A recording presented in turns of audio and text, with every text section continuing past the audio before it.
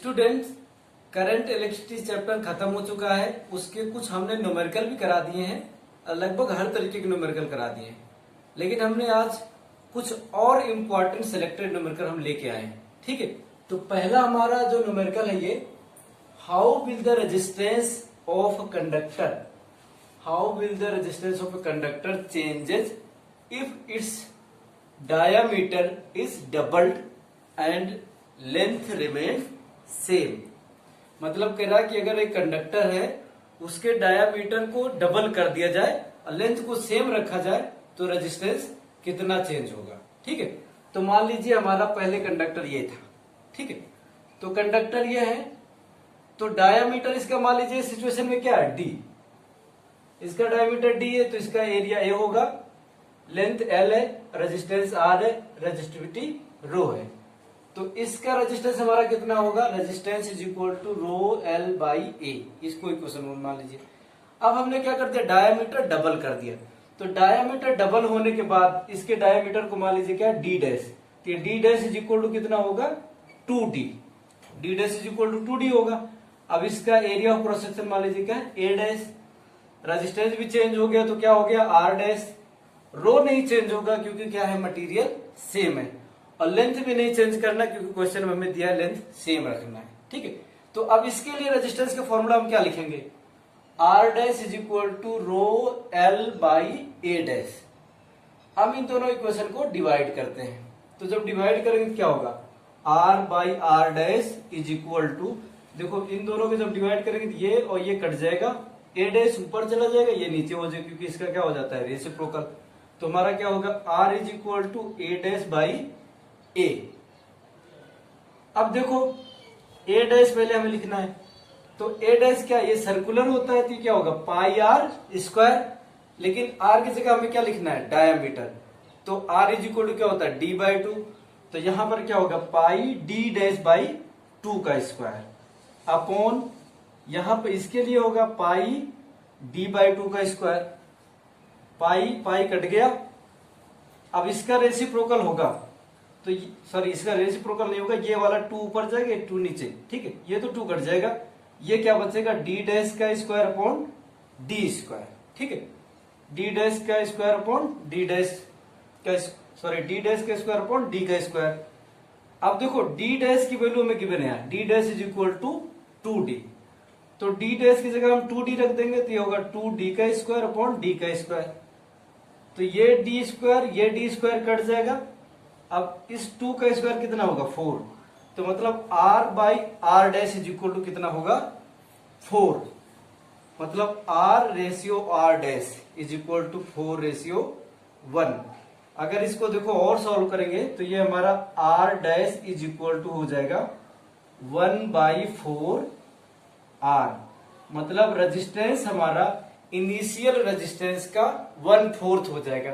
मतलब ये R dash is equal to हमारा कितना आ जाएगा, 1 बाई 4 r।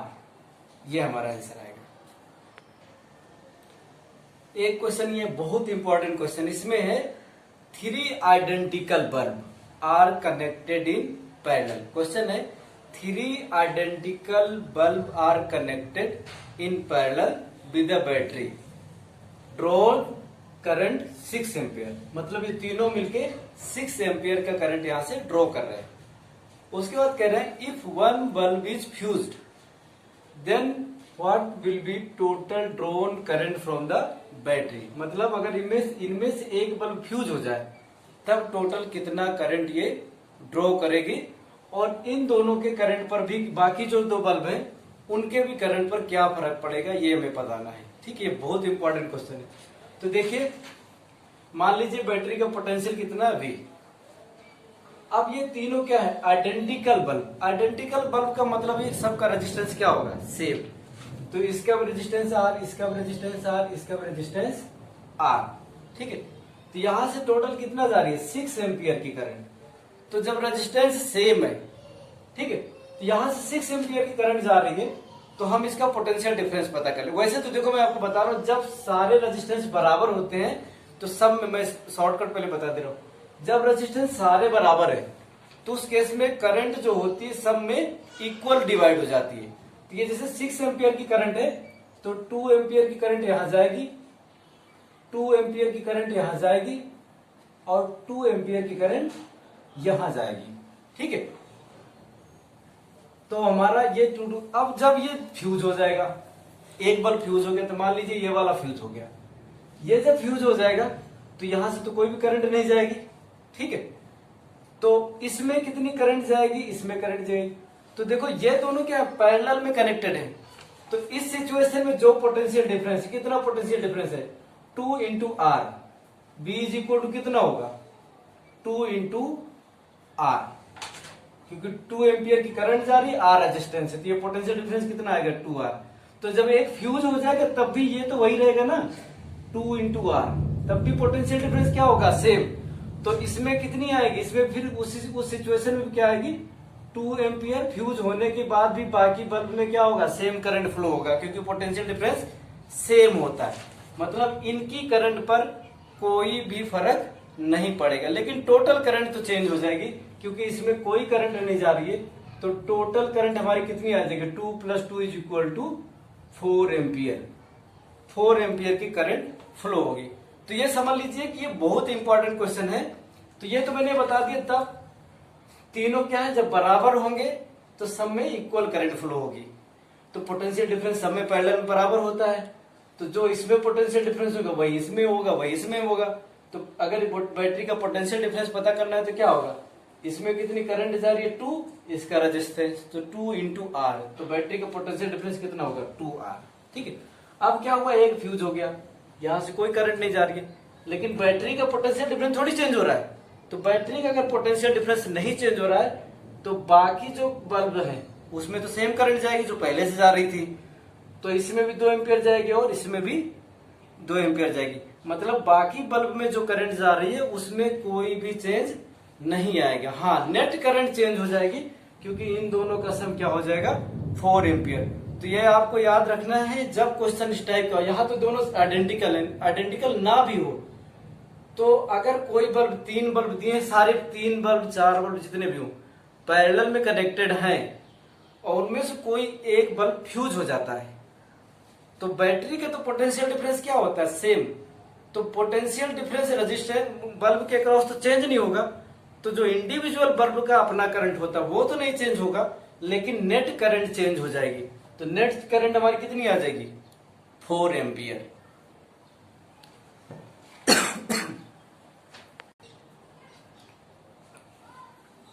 अब देखिए यहां पर देखो टोटल करंट पता है, ठीक है, टोटल करंट पता है हमें, ये बैटरी का पोटेंशियल, जैसे मान लीजिए दूसरा तरीका, ये तो मैंने बता दिया कि बराबर होंगे तो टोटल करंट फ्लो होगी। ठीक है, अगर मान लीजिए कि ये बराबर ना होते तब तो सब में अलग अलग करंट जाता, तो उस केस में हमें ये पोटेंशियल डिफरेंस तो पता करना पड़ेगा, जब भी सब में पोटेंशियल डिफरेंस पता होगा। तो ये पोटेंशियल डिफरेंस पता करने के लिए हमें क्या होगा आर इक्विवेलेंट निकालना होगा। पहले इन तीनों को क्या निकालना पड़ेगा आर इक्विवेलेंट। तो ये V इज इक्वल टू कितना आएगा टोटल करंट मतलब 6 इंटू आर इक्विवेलेंट। अब यहां पर तो तीनों बराबर हैं, तो आर इक्विवेलेंट कितना हो जाएगा R/3। तो मतलब यहां से हमारा आ जाएगा V is equal to 6 into R/3। ये हमारा कट जाएगा तो V इज इक्वल टू क्या आ जाएगा 2R। तो इस तरह अगर मान लीजिए बराबर ना होते तो हम पोटेंशियल डिफरेंस कैसे कैलकुलेट करते, पहले आर इक्विवेलेंट निकालते, तब हम potential difference is equal to 6 into R equivalent. तो हमें ये पोटेंशियल डिफरेंस बैटरी का पता चल गया, कितना आया V is equal to 2R। अब जो पोटेंशियल डिफरेंस यहां पर है वही इसमें होगा, वही इसमें होगा, वही इसमें होगा। ठीक है, तो इस केस में तो तीनों बराबर है, तो यहां पर तो देखो 2R का पोटेंशियल डिफरेंस है और R हमारा रेजिस्टेंस है, तो 2R अपॉन R, तो इसमें कितना करंट आई 2 एम्पियर, फिर 2R अपॉन R, यहां पर भी 2R अपॉन और यहां पर भी 2 आ गया। ठीक है, तो बैटरी की पोटेंशियल डिफरेंस हमें पता हो गया, पोटेंशियल डिफरेंस हमें पता चल गया। अब यहां से एक बल्ब फ्यूज हो गया, अब बल्ब जब फ्यूज हो गया तो क्या हुआ बैटरी तो चेंज नहीं हो रही है, तो पोटेंशियल डिफरेंस इसका भी कितना रहेगा 2R ही रहेगा। जब पोटेंशियल डिफरेंस का भी 2R रहेगा तो इसमें करंट कैसे निकलेगी 2R अपॉन R, इसका रेजिस्टेंस ये, तो 2 एम्पियर, 2R/R इसका आ जाएगा, और ये तो फ्यूज हो गया तो इसका कोई लेना देना नहीं। तो नेट करंट कितनी हो जाएगी इन दोनों का सम, मतलब 4 एम्पियर। तो ऐसे निकालेंगे। अगर ये दोनों आइडेंटिकल ना होते तो हम इस तरीके से कैलकुलेट करते। आइडेंटिकल में तो पता चल जाता है सब में बराबर करंट जाएगी। ठीक है, ये बहुत इंपॉर्टेंट क्वेश्चन, याद रखना। अब एक क्वेश्चन हमारा ये भी बहुत इंपॉर्टेंट क्वेश्चन है। यहां तो हमें 3 रेजिस्टेंस गिवन है, 4, 6 और 12। तो इसमें मैं कह रहा इन तीनों रेजिस्टेंस को हम किस तरह से कनेक्ट करें कि हमें R इक्विवेलेंट 8 ओम का मिल जाए। ठीक है, तो ये हमें आपको याद रखना है। अगर हम तीनों को पैरेलल में कनेक्ट करते हैं, इन तीनों को पैरेलल में कनेक्ट करते हैं, तो जो इक्विवेलेंट आएगा वो सबसे छोटे रेजिस्टेंस से भी कम आएगा, मतलब 4 ओम से भी कम आएगा। और जब हम सीरीज में कनेक्ट करेंगे तो जो R इक्विवेलेंट आएगा वो मैक्सिमम सबसे बड़े वाले से ज्यादा कंफर्म रहेगा। ठीक है, तो इसका मतलब तीनों को सीरीज और तीनों को पैरेलल में तो हम नहीं लगा सकते। अब हमको लाना है 8 ओम का रेजिस्टेंस। ठीक है, तो देखो एक तो हमारे पास ये है छोड़। अब अगर इसके पैरेलल, इसके सीरीज में अगर 4 ओम और लगा दिया जाए तो R इक्विवेलेंट हमें कितना मिल जाएगा, 8। ठीक है, तो अब आप चेक कर लीजिए पहले कि इन दोनों का इक्विवेलेंट 8 आता है कि नहीं। तो इन दोनों का इक्विवेलेंट अगर हमें चेक किया जाए तो देखो 6 × 12 अपॉन 6 + 12 तो कितना आएगा, 6 × 12 अपॉन 18, 6 3 18, 3 4 12। तो मतलब इन दोनों का R इक्विवेलेंट कितना आ गया, 4। तो इसका मतलब हमें कनेक्ट करने के लिए क्या करना पड़ेगा, इस 4 ओम को तो ऐसे लगाना पड़ेगा और बाकी इन दोनों को हमें किस में लगाना पड़ेगा, पैरेलल में, ऐसे। ये सर्किट हमें ऐसे लगाना पड़ेगा। ये हो गया 6 ओम, ये हो गया 12 ओम। बस इस तरह से कनेक्ट करेंगे तो हमें R इक्विवेलेंट कितना मिल जाएगा, 8 ओम। अब ये क्वेश्चन हमारे सामने है। इसमें कह रहा है 2 आइडेंटिकल रेजिस्टेंस है, उनको पहले सीरीज में कनेक्ट कर दिया गया एक बैटरी के क्रॉस। ठीक है, तो इसमें हीट मान लीजिए कि H प्रोड्यूस हुआ, H हीट। ठीक है, उसके बाद इन्हीं दोनों रेजिस्टेंस को सेम बैटरी के क्रॉस पैरेलल में कनेक्ट कर दिया गया, तो उसमें हीट कितना प्रोड्यूस होगी, H डैश। टाइम दोनों के लिए सेम है, T टाइम के लिए AB, T टाइम के लिए AB। क्वेश्चन फिर से रिपीट करते हैं। 2 identical bulb connected across a battery in series for T time, then heat produces H. Again, same resistance are connected in parallel across the same battery for same time interval T. Then heat produces H dash. Find the relation between H and H dash. ठीक है, तो यहां हमें H और H dash में relation find करें। तो अब देखो ये दोनों हमारा क्या है, सीरीज में, तो इन दोनों के इक्विवेलेंट कितना आ जाएगा, 2R। तो H इज इक्वल टू कितना हो जाएगा, V² upon R equivalent. R equivalent का मतलब क्या होगा, 2R इंटू टाइम कितना है, T, क्योंकि हीट इज इक्वल टू क्या होता है, V² by R equivalent into T, ये होता है। ठीक है, तो यहां पर R इक्विवेलेंट की वैल्यू कितना है, 2R। तो H is equal to V² by 2R into T। अब इस केस में देखो यहां पर R इक्विवेलेंट कितना आ जाएगा, R बाई 2, क्योंकि बराबर है तो आधा हो जाएगा। ठीक है, क्योंकि हमारा फॉर्मूला पैरेलल में क्या होता है, पैरेलल में R equivalent is equal to R by N, और सीरीज में R इक्विवेलेंट क्या होता है, NR, ये पहले बता चुके हैं। तो यहाँ 2 है तो 2R, यहाँ 2 है तो R बाई 2। तो ये H dash is equal to कितना हो जाएगा, पोटेंशियल डिफरेंस तो सेम है, V² बाई R बाई 2 का स्क्वायर इंटू T। ये 2 का स्क्वायर 4 हो जाएगा, ऊपर चला जाएगा, तो H dash is equal to कितना हो जाएगा, 4 V² बाई, सॉरी ये हमारा नहीं, V² by R heat is equal to क्या होता है, V square by R equivalent. तो यहां पर क्या होगा, V square by R by two, R by two, ये वाला टू ऊपर चला जाए कितना हो जाएगा, two V square by R into time same है। अब इन दोनों को कंपेयर करो, ठीक है, तो कंपेयर करो या डिवाइड कर दो, डिवाइड करेंगे क्या होगा, H upon H dash is equal to, H कितना है, V square by two R into T upon, यहां पर कितना हो जाएगा, two V square upon R into T, ये आ जाएगा, ये टी कट गया, ये वी स्क्वायर कट गया, ये आर कट जाएगा, तो ये हमारा एच बाई, इसको सॉल्व करेंगे हम, तो अब देखो इसको सॉल्व करेंगे तो ये वाला देखो, ये दोनों टू का क्या होगा, मल्टीप्लाई हो जाएगा, तो हमारा आएगा H by H dash is equal to 1/4। मतलब यहां से हम ये कह सकते हैं एच इज इक्वल टू क्या होगा, एच डैश बाई 4, ये उधर चला जाएगा, ये उधर चला जाएगा, H is equal to H dash by 4। मतलब यहां पर जो हीट प्रोड्यूस होगी इसकी 4 गुना प्रोड्यूस होगी, सीरीज रूल से 4 गुना हीट प्रोड्यूस होगी, यहाँ की जो हीट होगी वो 4 टाइम्स होगी।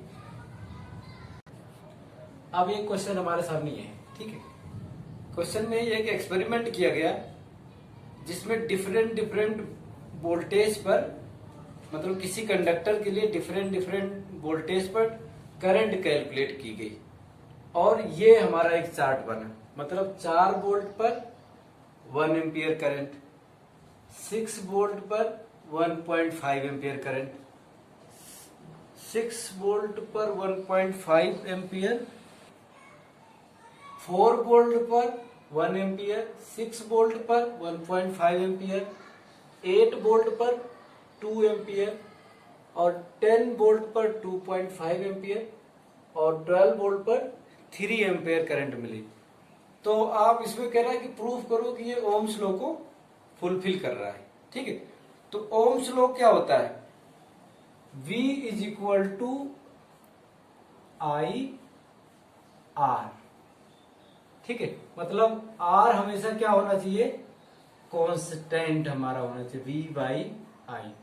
तो यहां चेक कर लो, देखो इसके करस्पॉन्डिंग देखो 4/1, तो यहां पर क्या मिलेगा, 4/1, इनको डिवाइड करेंगे तो, अब इसको डिवाइड कर देखो 6/1.5, तो यहां पर भी देखो पहला वाला डिवाइड करके देख लो 4/1 हो गया, दूसरा वाला देखो 6/1.5, ये पॉइंट हटाएंगे तो यहाँ 0 हो जाएगा, 15 4 जा, ठीक है, 60। ये वाला केस देखो 8/2, 4 आ गया, यहां पर देखो 10/2.5, कितना आ गया हमारा, ये भी 4, ये देखो 12/3, ये 4। मतलब हर रीडिंग के लिए, जितनी रीडिंग है सभी रीडिंग के लिए हमारा क्या है, रेजिस्टेंस सेम आ रहा है, 4 4 4।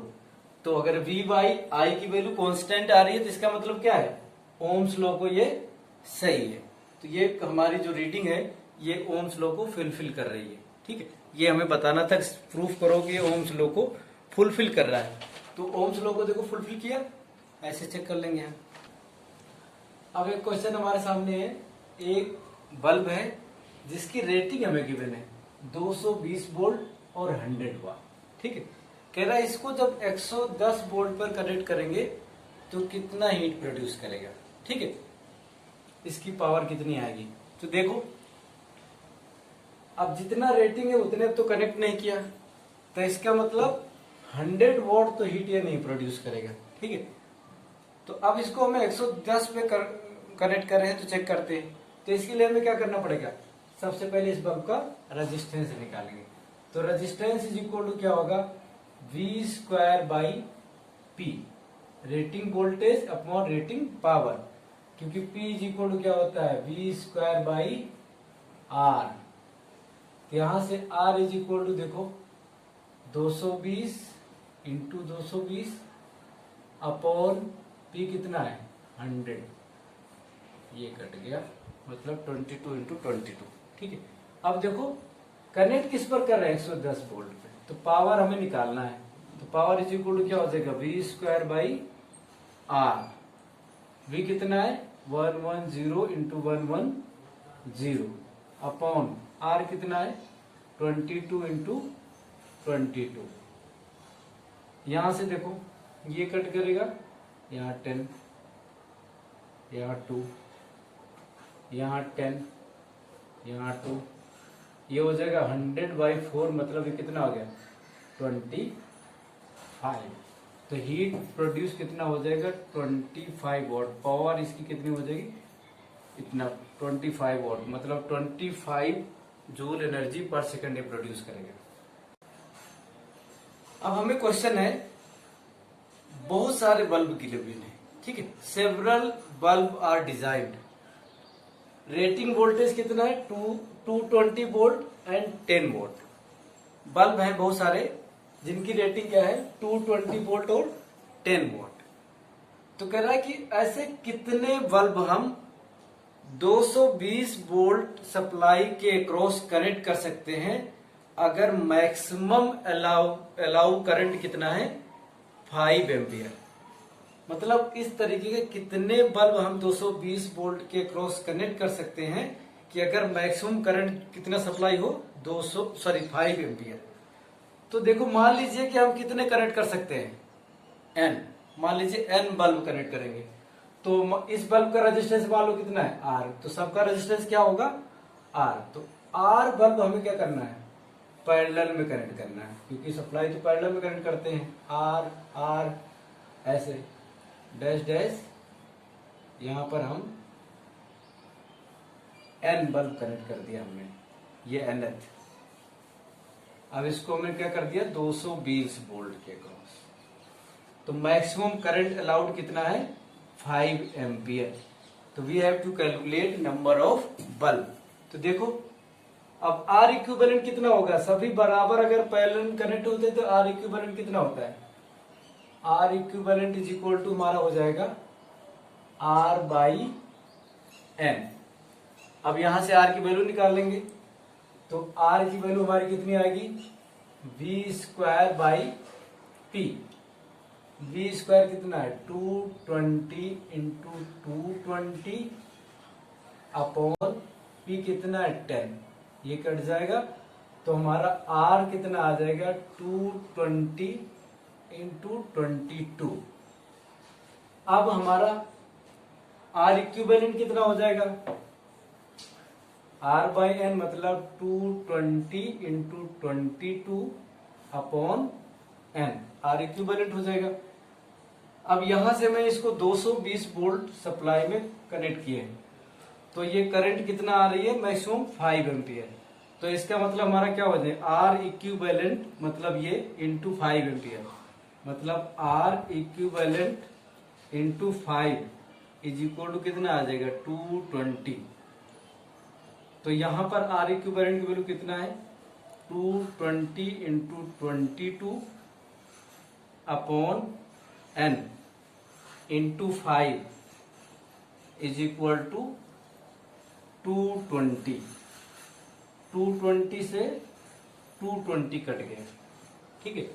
तो हमारा यहां से कितना आ गया N इज इक्वल टू 5 2 जा 10, 5 2 जा 10 11, मतलब 110 बल्ब हम ऐसे कनेक्ट कर सकते हैं।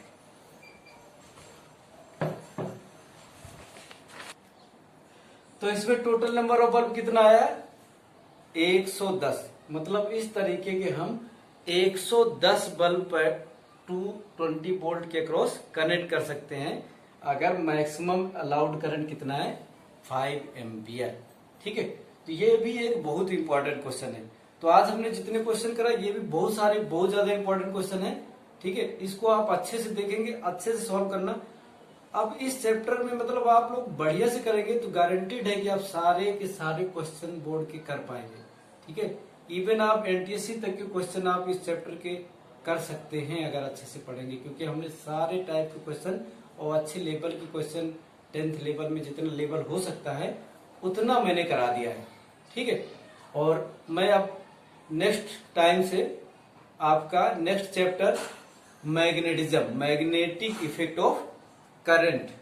ठीक है, नेक्स्ट चैप्टर हमारा क्या है, मैग्नेटिक इफेक्ट ऑफ करंट, वो हम स्टार्ट करेंगे। आप चैनल को लाइक और सब्सक्राइब करते रहेंगे जिससे टाइमली आपको वीडियो मिलते रहे। Thank you.